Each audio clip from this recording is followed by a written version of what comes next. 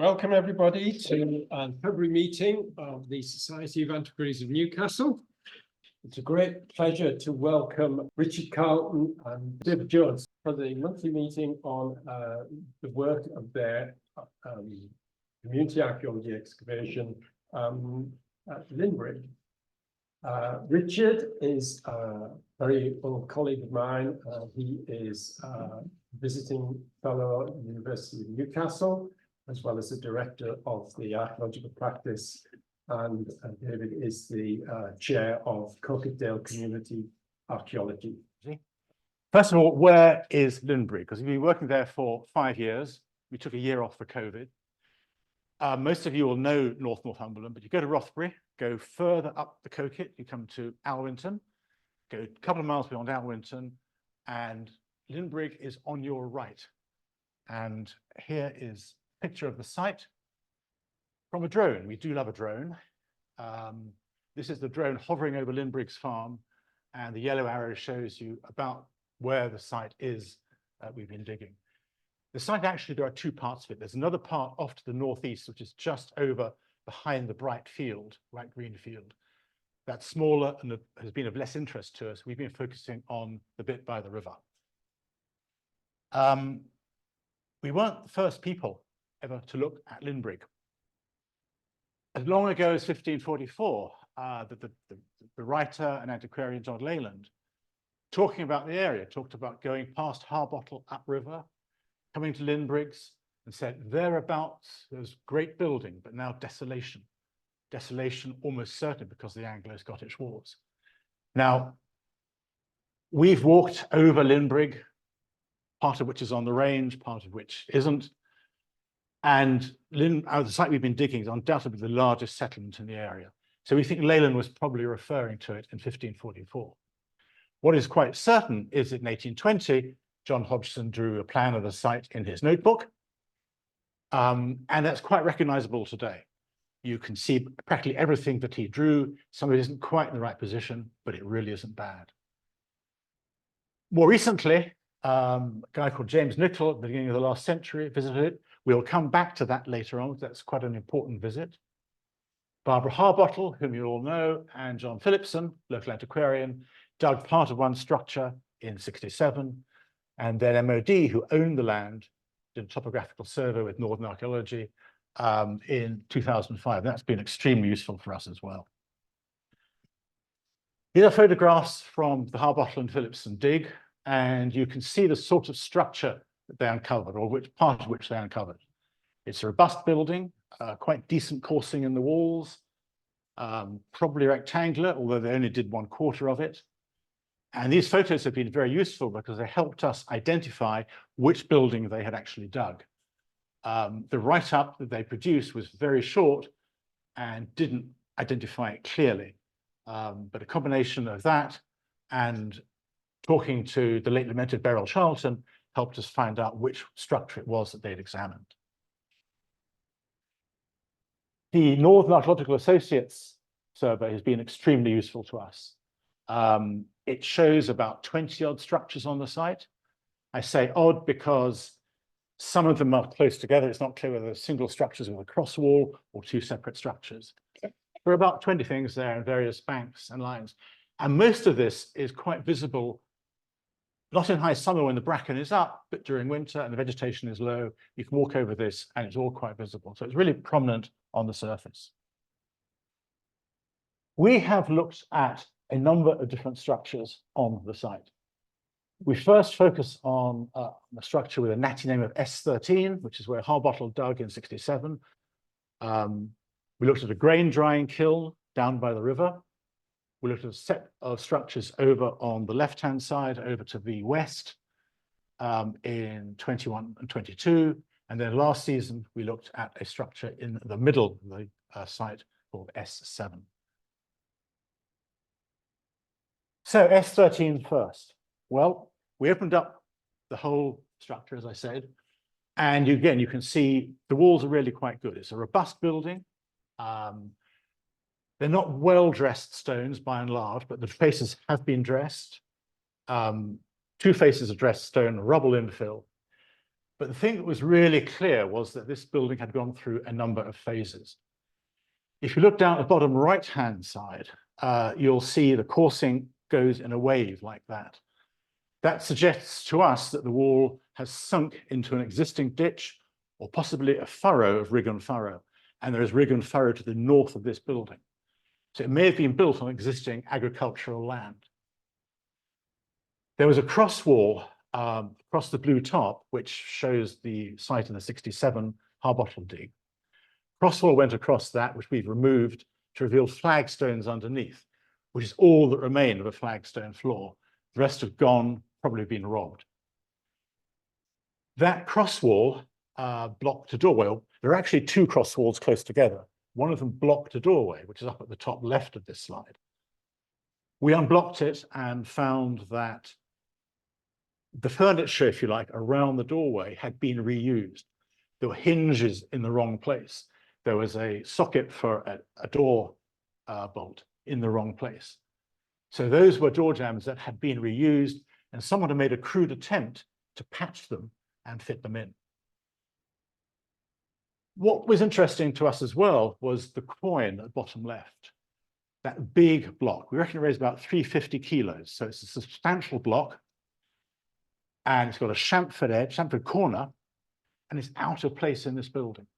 The rest of the stonework isn't bad, but that's really good. It doesn't belong. As for finds, the top line is the kind of thing you'd expect to find in a medieval building.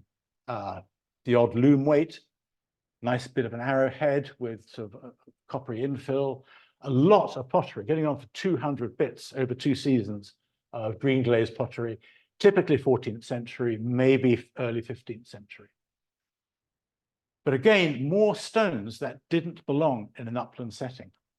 Nice bit of keel molding on the left. What is probably the one in the center, probably an impost block, which supported an arch. If that came from an ecclesiastical building, it might have been something like a chancel arch. And a cresset on the right. 3 holes are clearly visible. It was probably a 5-hole cresset, full of nice stuff like mutton fat. So burning mutton fat, just think about it for a minute. But again, that's not the kind of thing you find in a secular building. So that's a puzzle. Where did it come from? And at the end of the 2 seasons, you know, we've got a lot of reused dressed stone.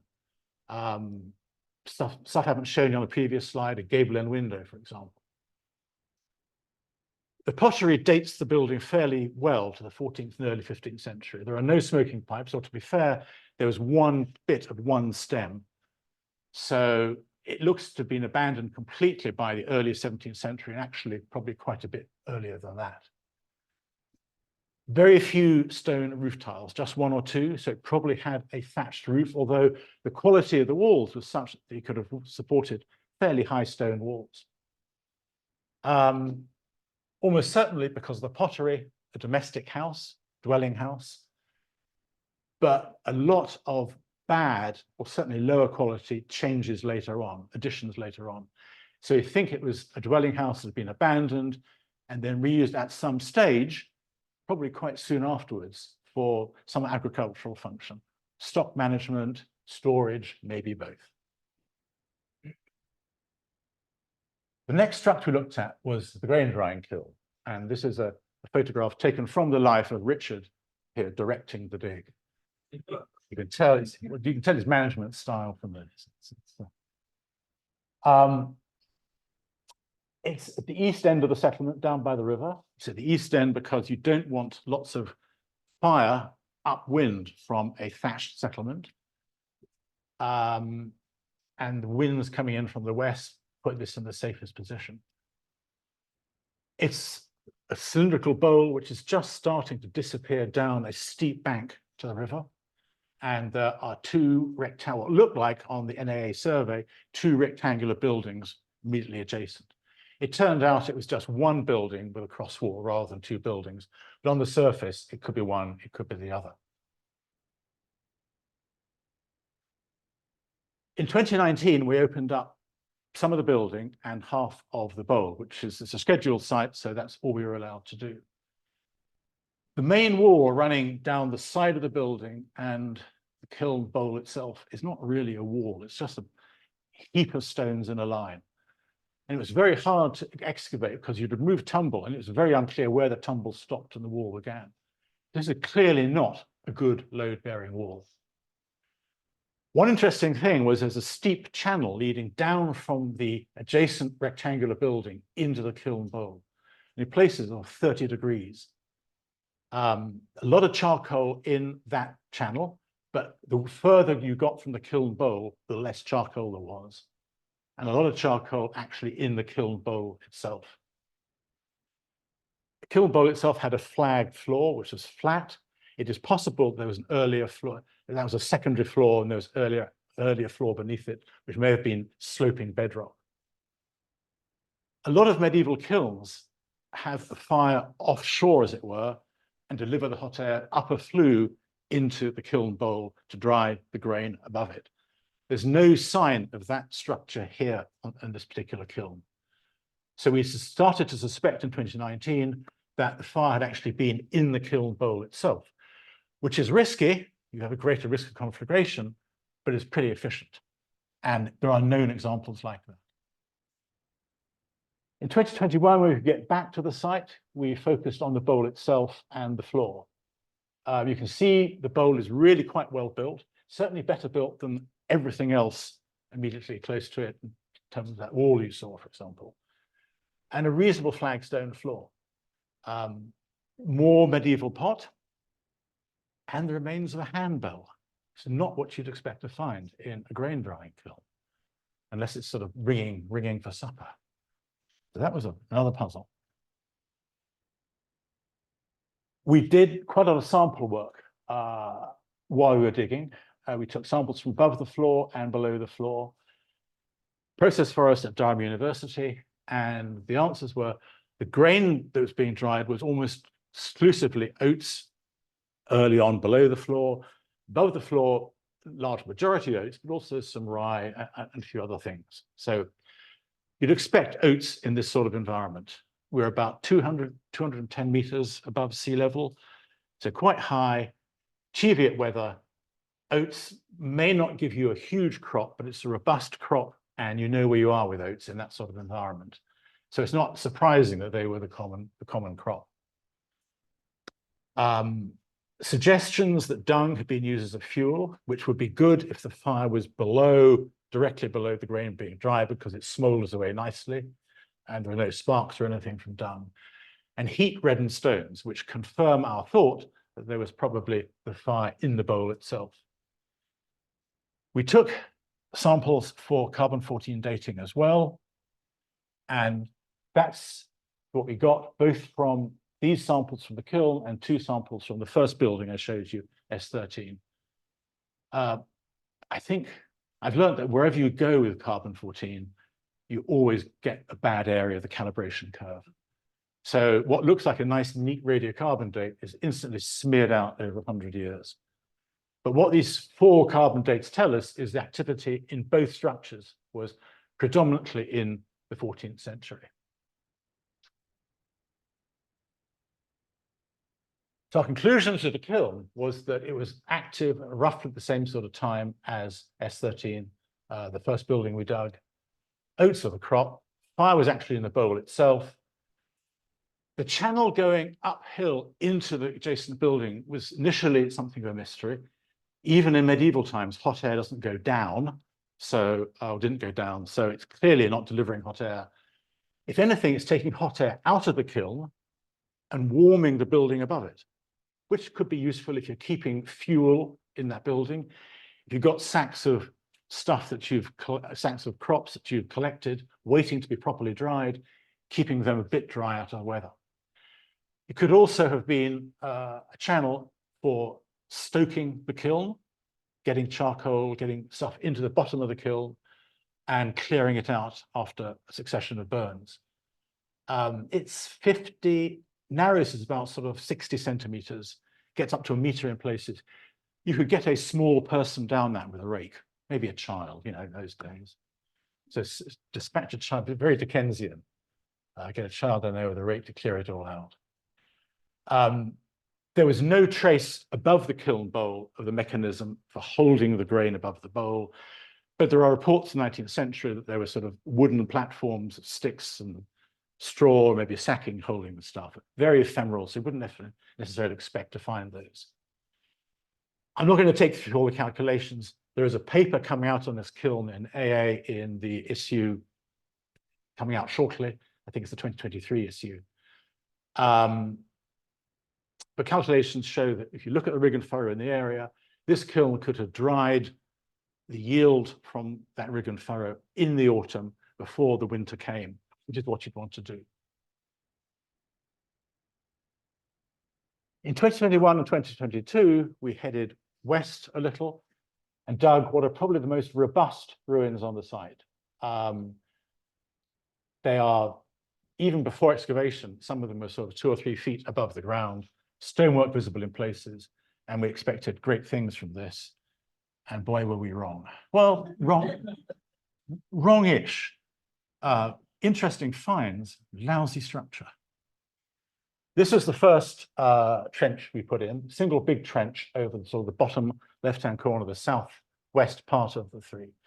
And you can see at once that although the kiln was really badly built, this is in places pretty badly built. The walls aren't great, and they're not all at right angles. So either the person did it was a youth on an opportunity scheme, or he was drunk. Again, we've got records of, or indications of, various phases of use. For example, and I'll try and point with this. Yeah. There, for example, there had been a nice bit of flagstone which is shown. This is a beastly thing to use. Over there, we removed the flagstones and found a nice line of stones underneath them. Leading out of that, and that's down here, is a drain. So our suspicion is that that was a cattle byre, and the drain was taking out what cattle produce, draining it into the structure next door, which suggests the structure next door was not a living accommodation, because you wouldn't really want that. Bottom left hand of this slide, there are indications in 2021 of a blocked doorway. So interesting structures, but nothing dramatic at all. Pine has got a bit more interesting. Fair amount of medieval pot, particularly at the bottom left-hand corner of the main picture there. A voussoir from Narch. That was right in the middle of one of the exits for getting barrow loads of stuff out of this place. And people got really fed up with going over this lump in the ground. So towards the end of one day, we said, we'll shift that. And it turned out to be a voussoir. So there we go. For the first time, we're getting post-medieval stuff here. There's post-medieval pot in one of the walls, that's top left, and quite a few smoking pipes. Some of them were marked. That is a mark on the base of a heel of a pipe, a practice which died out end of the 17th century, about 1700, I think. We think it says IP or JP, which is John Pattison from Gateshead, who was active in the 1660s and 1670s. If it's a bad B, which has been damaged, it could be John Boehmer, who is the same sort of time, I think maybe a few years later as well. So we're getting 17th century finds as well as medieval finds out of this set of structures. We went back with a bigger team in 2022, and this is one of the most interesting digs I've been on, because normally you get up in the morning in Coquetdale, and you look out the window and you think, how hard is it going to rain? Are we going to be able to dig? That year, it was how hot is it and how hot is it going to get? It reached over 90 degrees Fahrenheit on one day. We actually had to stop work because people were coming into the tent to lie down to recover, or I sent them out again. Bloody wimps.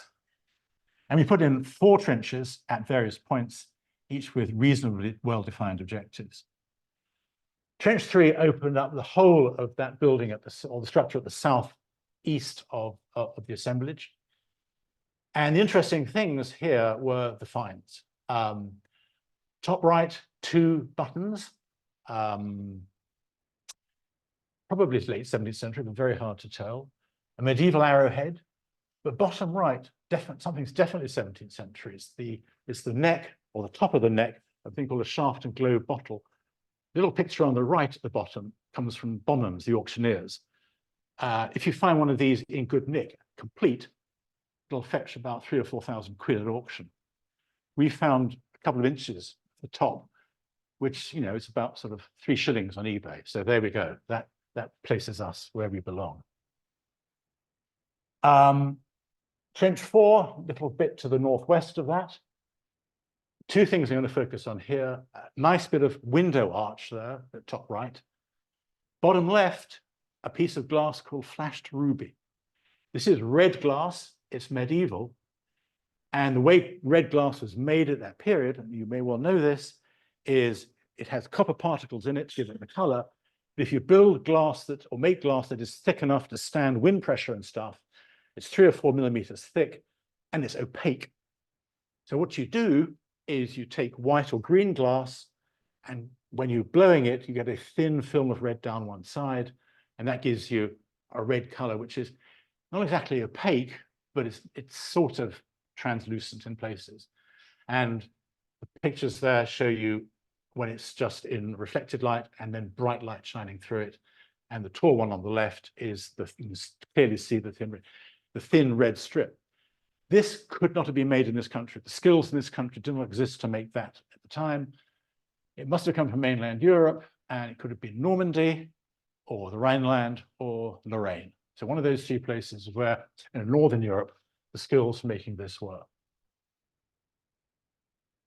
Trench 5. I'll stick with the main find here, which is the bottom left, a thing called a dog tooth decoration. If I met that dog on a dark night, you wouldn't see me for dust. But it apparently refers to a dog tooth violet. A dog tooth violet is called that not because the flower looks like a dog tooth, but the bulb of the violet looks like a dog tooth. Anyway, enough horticulture. We showed this to a guy called Stuart Harrison, who is the archaeologist at York Minster, and he reckons 1190 to 1260. Now, my view is that it might take a little time for fashionable stonework to edge its way north into rural Northumberland, but it certainly says this could be a 13th century artifact. And then Trench 2, right at the northwest end of the building, of the structures. Really, there were finds, nothing worth mentioning. It's the wall. It is, by the end of 22, this was the best wall we'd found on the site. Really nice foundations, beautifully put together, homogeneous types of stone, homogeneous sizes, and it was the best we found, but it wasn't part of the building. There was no other wall anywhere near visible on the surface. This had been visible on the surface, but there was no other wall parallel with it or orthogonal to it, of which it could have been related. So we were intrigued, but we were puzzled.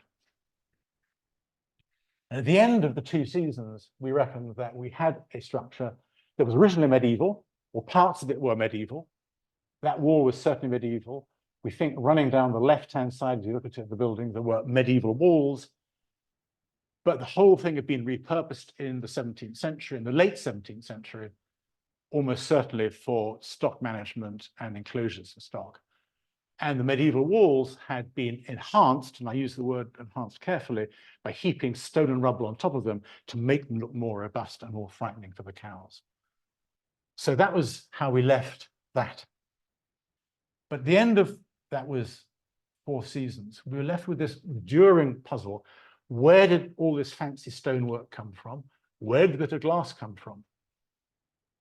An informal count shows we'd found about 2.5 tons of well-dressed stone.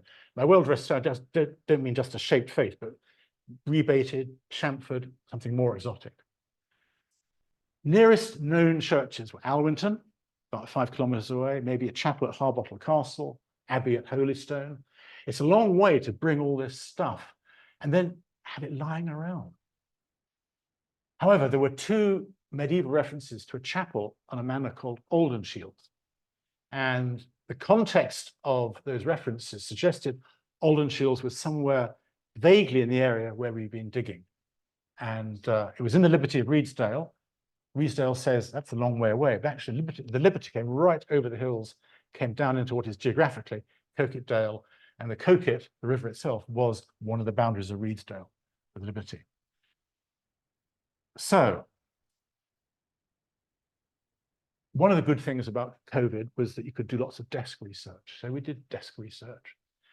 This is one of the medieval documents that refers to a chapel, and it's dated Thursday on the morrow of the feast of the exaltation of the Holy Cross in the 11th year of the reign of King Edward, son of King Edward. As I'm sure an audience like this knows, that's Thursday, the 15th of September, 1317. And just taking a little excerpt from it, I won't read that to you because you can read it as well as I can. It doesn't tell us a lot about the chapel, other than that it was dedicated to St. Nicholas. And it tells us a little bit about land in the area.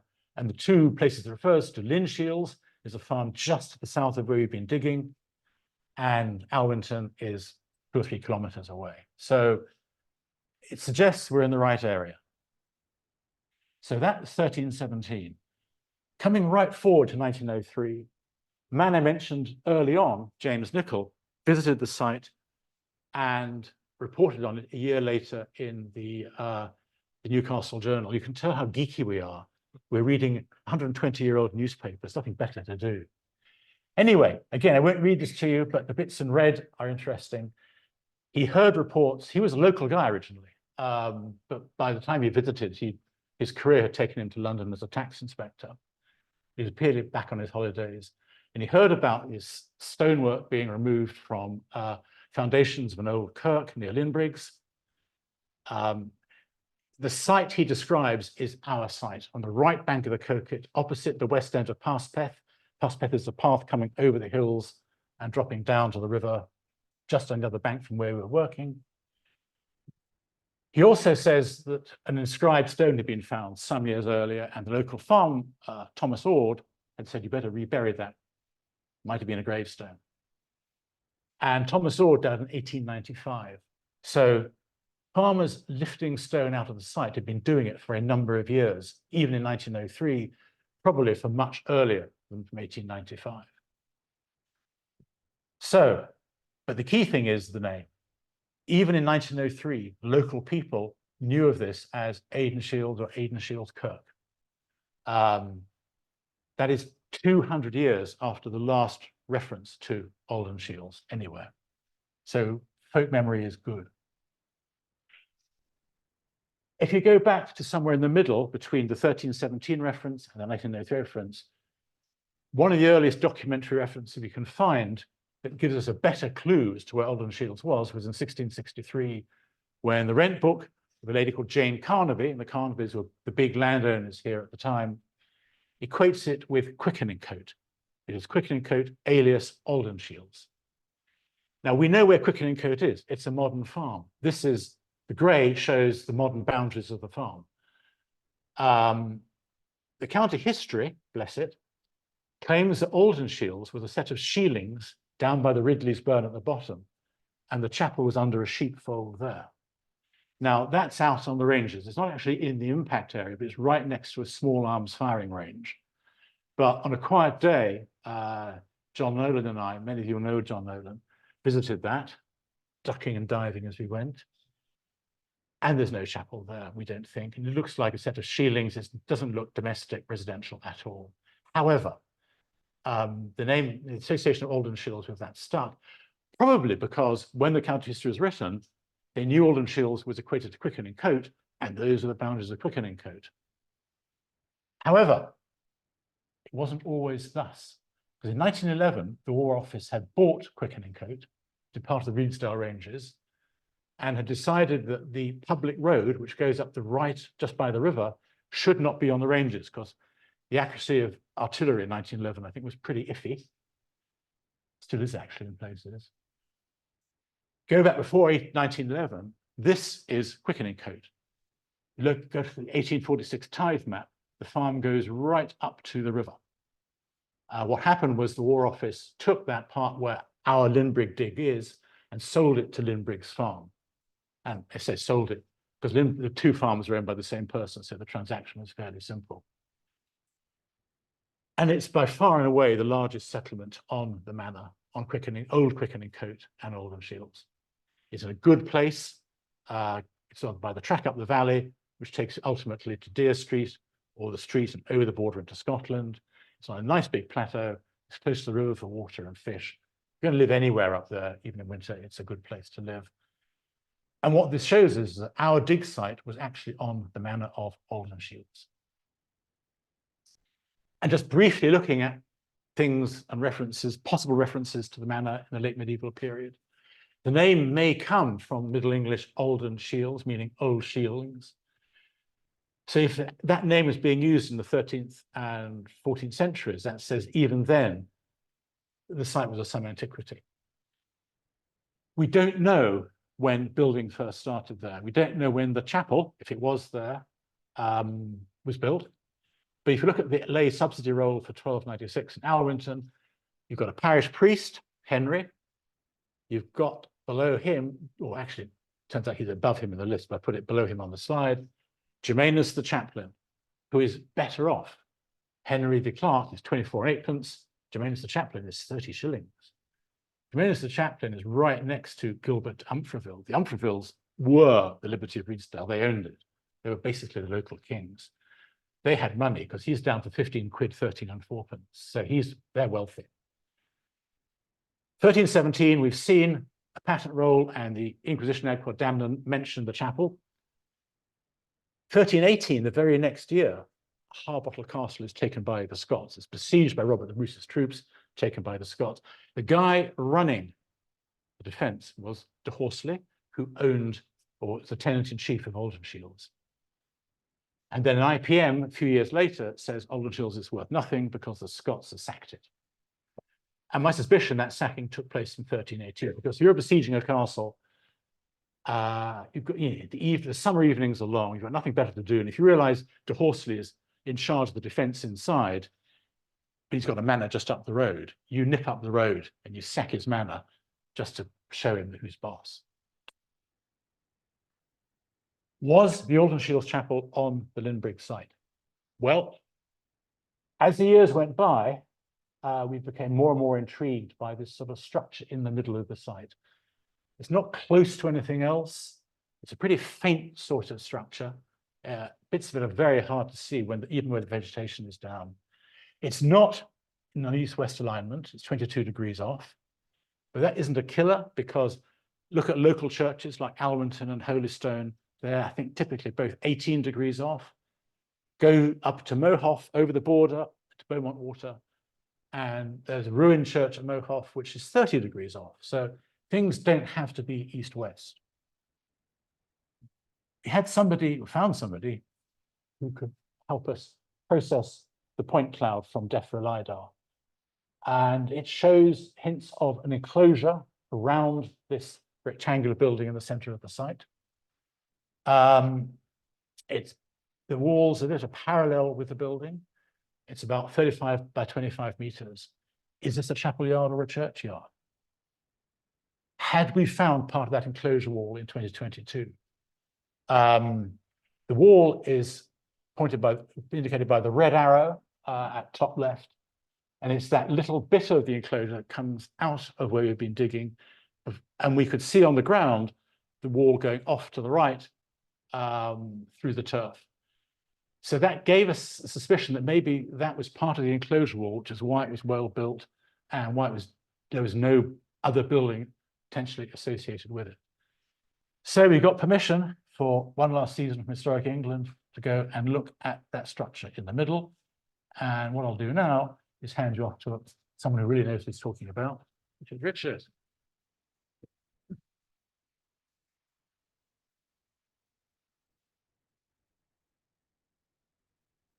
Hello, not sure about that. Yeah, I've had the pleasure of working with Coquetdale Community Archaeology for most of the last 12 or 13 years, a lot of it alongside John Nolan and Jenny Vaughan. But the real stars of the show are David for his organization and the diggers who turn out, as you've seen, in 90 degrees heat, when most people didn't come out of their houses to dig day in and day out, moving lots of rubble in the process. So I'm just going to get my glasses actually. The task in 2023 was to dig 3 trenches. 2 of them we can dismiss fairly quickly. The top one, trench A, was to see what happened, or to this presumed enclosure structure, or the north side of the presumed enclosure. Well, it did, in fact, turn to the north. It also did continue northeast, both of which were well-built walls, forming effectively a small structure with about sort of 96-degree angle, internal angle, so probably a building of some kind. Didn't find an entrance, and we did find some phasing in that structure. I mean, especially along the north wall. But unfortunately, the north wall, what we perceived to be the north wall of the enclosure, the one we could see to the left of your view there, and the new one to the northeast didn't perfectly align. So we may have found bits of the north wall of the enclosure. We're not sure. It certainly wasn't conclusive. Trench B, I can dismiss pretty quickly. That was looking at the south wall of the enclosure. Well, there wasn't a south wall. What there perhaps was the LiDAR had perhaps picked up a bit of remnant terracing, some slump terracing, or perhaps just a natural feature, some natural outcrop. So trench C really was where the action all was, and this was to look at the building NAA had identified as S7, to look at the north and south walls of that building and the floor, the internal floor. So we put a trench across what we thought was approximately the center of that building, a 10-by-4 trench initially.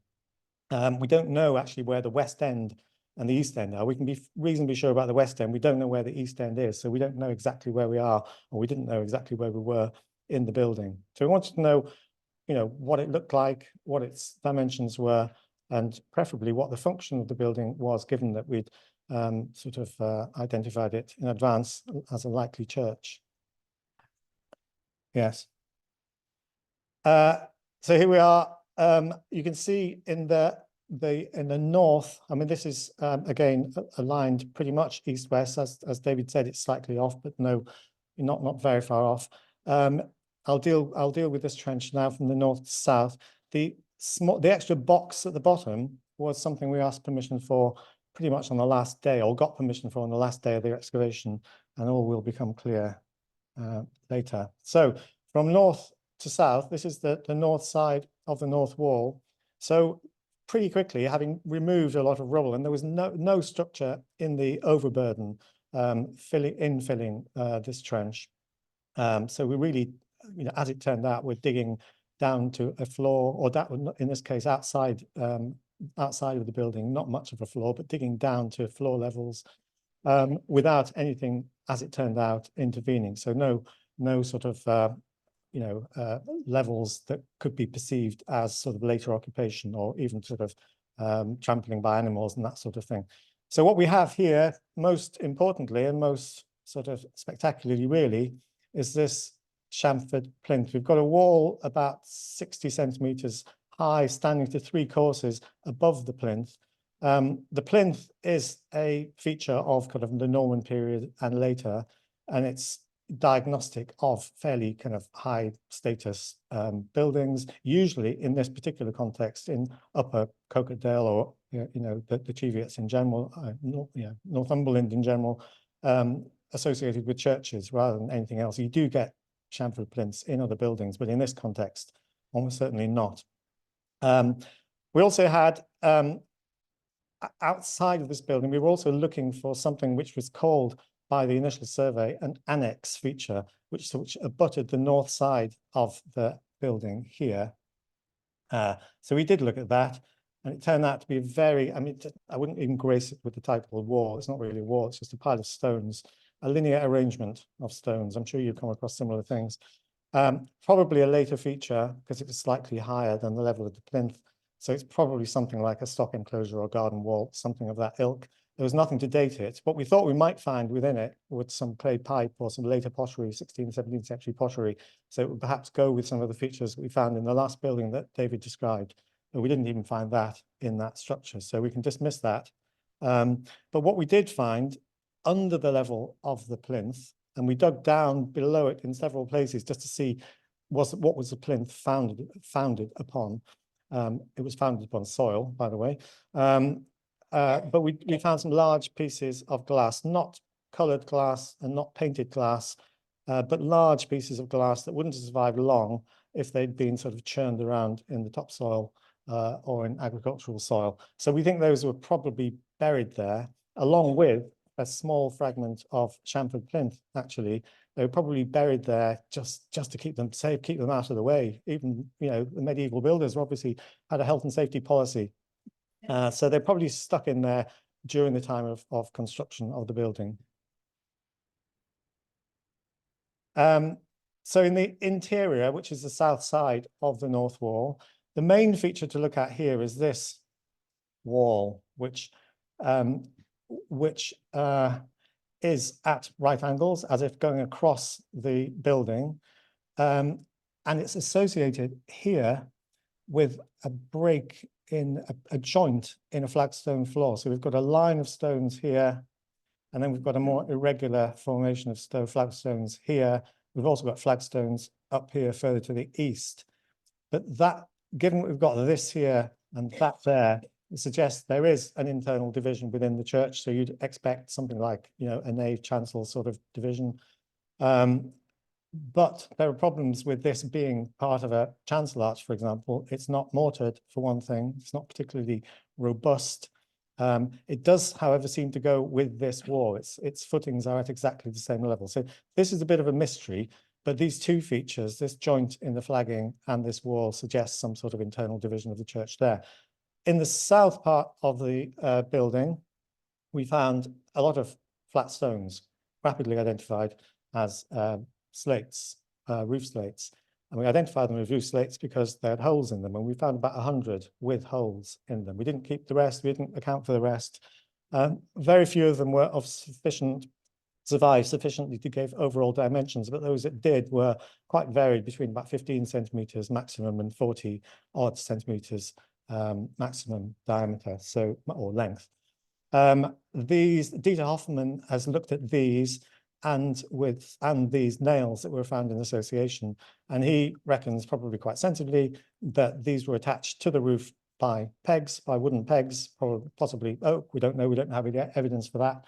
And that these nails were actually part of the roof structure, you know, sort of joining parts of the roof structure together. I think that's all quite sensible. So this appears to be part of a medieval roof structure. We don't think, I mean, one option was that it was part of a later reuse of the building, perhaps, you know, 16th, 17th century. But again, as David hasn't yet said, because we hadn't dealt with this building yet, we found no sign of later occupation. Also in the interior, more of the work stone that has been talked about earlier, beautiful, a lot of it beautifully worked stone, a lot of chamfered stone in this case, two distinct sizes of chamfer. So some may have originated as part of the outer walls, but some is something else, perhaps got a window surrounds or pillars, that sort of pillar bases, that sort of thing. Along with this little cluster here, which are something else, and probably to do with, window surrounds, door surrounds, that kind of thing. Not anything as decorated as the dog tooth that was seen earlier, but still a lot of stone in such a big concentration that suggests that it came from that site rather than had been brought in, as is the case for the stone found in some of the other buildings that David's described. This particular window surround, I mean, beautifully carved. We found 3 or 4 examples of that, 2 in this building and one or two elsewhere in previous seasons. In terms of finds, well, very degraded glass was about it, really, apart from the roof tiles and nails. Very degraded glass of very poor quality, nothing like the larger pieces that were found buried in the exterior. One thing we did find, though, and we didn't expect to find burials, we didn't want to find burials, and we didn't expect to find burials, and we didn't find burials except for this single skull. And it was only a skull because it appeared right on the edge of the trench, and we didn't explore further. We didn't have permission. We didn't want to explore further to find the rest of it. In terms of it occurs well above the floor levels, the flagged floor levels that I showed a photograph earlier on. It sat between two what seemed to be marker stones of the sort that you get in actually in Victorian sort of cemeteries very often. So between two marker stones set about 1 meter apart, again above this floor level, and the dates that came from it, 95% probability it's between 1460 and 1635. So the earliest date for this burial is about 150 years after the supposed abandonment of this building. So it's clearly a later insertion, and in fact it was relatively high depth in the trench, not much below turf level. So it's clearly been put there at a time when the building is considered to have some sort of sacral associations, but probably when it wasn't in use. So moving on to the south side of the building now. We were very pleased to find a south wall because buildings often have two walls on the north and the south side. This wall, however, was very different. It's about 5.5 meters south of the north wall. It's mortared, so the north wall wasn't mortared. It was earth bonded essentially, perhaps earth and clay. This was mortared, quite substantially mortared, very solid, about 70 centimeters wide, thick, as the other one was, surviving to about 70 centimeters high. And you can see there's about 5 irregular courses. But critically, it didn't have, unlike the north wall, it didn't have a chamfered plinth. It didn't sit in the chamfered plinth. It sat on this sort of squared offset plinth there that you can see, which I'm showing with the dot. So it's a very different form of wall construction, both in terms of its footings and in terms of its mortaring, which was interesting, but we didn't think a great deal of it initially. But what we did see in cleaning this bulk was the remains of another wall. First of all, it just appeared to be kind of random stones, but on cleaning it a bit more carefully, it was obvious that that was also a structure of some kind. Again, didn't think too much of that. It's normal, as I'm sure many of you know, to excavate and find something right at the edge of the trench, which you then can't excavate because you haven't got time. In this case, and I mentioned that earlier on, fortunately, we had a visit by Historic England representatives and were able to ask them for permission to extend this, because by this time we had a hunch that it might just be more than some sort of retaining wall, because why would you build a retaining wall there? It's on that, you're going downhill. You might want a retaining wall uphill, but not particularly there. So we were able to extend by 1 meter, and we found what we were sort of expecting to find by that time, which was another wall like the north wall with a chamfered plinth, this time surviving only 2 courses high, but the chamfered plinth was the critical thing. It's not mortar bonded, it's earth bonded. In this case, rather than the north wall sat upon earth only, this sat upon a fairly poor foundation. Some attempt had been made to create a foundation for the plinth, which served as a foundation effectively for the rest of the wall. So it's about 0.7 meters thick again, but it's only, although it's 1.3 meters downhill of this first south wall, the gap between them is only about 62 centimeters, which is very narrow. So and we can see what might have happened here. Why have you got 2 south walls? Well, one possibility, but I don't think it's the case, is that there was a narrow aisle perhaps in that area, but I think this is too narrow. This has been suggested because you do get narrow aisles, maybe only just over a meter or so in width, and there could have been an arcade. This our first the northern south wall, as it were, the one I showed you first, could have been a replacement from an arcade, perhaps. But I think the fact you've only got 62 centimeters between them precludes that possibility that it was a south aisle. And so probably what we think it was a rebuild. The inner south wall was a rebuild of the outer south wall with the plinth, because probably we didn't show, there was clearly not a lot of terracing had gone on this site. So probably what had happened, they'd chosen in the medieval period a bit of rough ground, a bit of what they thought was slightly flatter rough ground, and perhaps infilled a little bit, creating a small platform, built the building, which then has subsided because it's just at 250 tons plus, it's too heavy, and it subsided downhill onto this sort of very shabby artificial platform. So we think that's what's happened. It's slumped away, and then they've built another one. This is how they should have done it in the first place. This is how they didn't do it. So they've then built another outer wall, 1.3 meters inside the first, therefore narrowing the width of the building to about 5.5 meters or so. So we think that's what's happening. I think this building has been in the news recently, so it's not that the man is leaning, having come out of the pub. It's actually the building that's leaning, and this building I think is going to be rebuilt like that apparently, which will take some doing. So we think, on the basis of David's documentary evidence, this building was probably abandoned, not this building, our church, was probably abandoned about by 1318 or so, which means it probably didn't have a very long life. So why do we think this is the chapel? Because we do think it's the chapel. Well, we know it's somewhere on the site, and we've got the 1903 reference to local people maintaining the name of a chapel on the site. It's a very high quality building with a stone roof. The chamfering is particularly significant there. You do get chamfers, like I said, in other buildings of high quality, but not in that location. There's no indication that any domestic buildings were in existence there. It occupies a prominent position on the site, and it doesn't have any close neighbors. It hasn't been infilled. If there was a boundary wall, which there may have been, it hasn't been infilled. They're careful not to do that.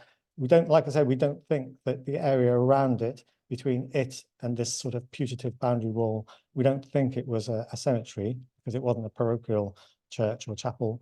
But nevertheless, it was maintained as a cleared area. So we've got ecclesiastical architecture, not just in terms of the chamfer plinth, but isn't in itself diagnostic. We've got a lot of other more diagnostic masonry, at least of a very high status building, and almost certainly a church. And that comes, as David's described, from other buildings as well as this particular building. And the finds profile as well, we haven't got any indications of domestic activity on this site. Very, very little pottery compared to all of the other sites that we've looked at on the Linbrig's site. But we have got 20 plus glass fragments. I think there might have been fewer than that, but a lot of them were broken in the process of deposition, obviously, not by us, naturally. So I think there's good enough evidence from the ecclesiastical architecture and the finds profile to suggest that that's what we've got. We've also got a human burial, but which is later probably than the abandonment of the building, but suggests that there was sort of sacral connotations, that people respected that building for what it was, and that's perhaps why no other structures were built there. It doesn't seem to be reused, and even shepherds seem to have avoided it because there was no clay pipe. And this investment in a major rebuild of this south wall also suggests its importance. And just one thing to add, the short wall that comes out of the north wall, which I talked about earlier, which probably demarcates some important division within the church, seemed to have been added to a little bit by some sort of stones pushed up against it on the south side. And we wondered if that, it's probably original to the church perhaps, but had it been left there, had that sort of stub of a perhaps chancellor respond, if it was, or some sort of division, had that been left there and perhaps enhanced later on in order to act as a bit of an internal buttress. And I know that would be an unusual feature, but had it been sort of left to serve as an internal buttress, in the knowledge that the south wall had already fallen. So that's another perhaps a suggested function or later function of that stub of wall. Anyway, I'm going to pass over to David again now to round off. Well, this has been, I'll try and, it has been a really interesting, if I hold this like that, will work. Really interesting project for us. There are too many people here on the slide to thank individually. Clearly, I'd like to thank this society because they've been very good to us about grants and things like carbon-14 dating and so on. So that's been a huge help, but we've had help from local farmers, help from the landowners, Ministry of Defence, help from specialists around the countries. But above all, 60 or so volunteers who over the years have come and dug. Most of them are local people, but we've had a guy every year who's driven up from Derbyshire to dig here. And it could not have been done without that sort of help. I'm conscious that most of you already have this in your 2022 AA, but just in case you haven't, there are a number of papers coming out about this project. This is the first one. The second one will be out in the next edition of AA. Those of you who would like an off-print, they're here. I'm afraid they're £2 each, but it all goes to CCA to help us with our future work. And they make lovely Easter presents if you're thinking about, looking after your family. So come and see me afterwards for with your lovely money. And we'll leave you with a picture of what one of our members thinks the settlement may have looked like in the 1340s. 1340s, I say that fairly specifically because it's been rebuilt after the sacking of 1318. It is before the Black Death, so all the houses are in use. And archaeologically, this is fairly accurate. There are buildings that map on fairly well to what you can see on the NAA plan and what you can see on the ground. Clearly, there's some license in there, but that's what life is. License. Thank you very much.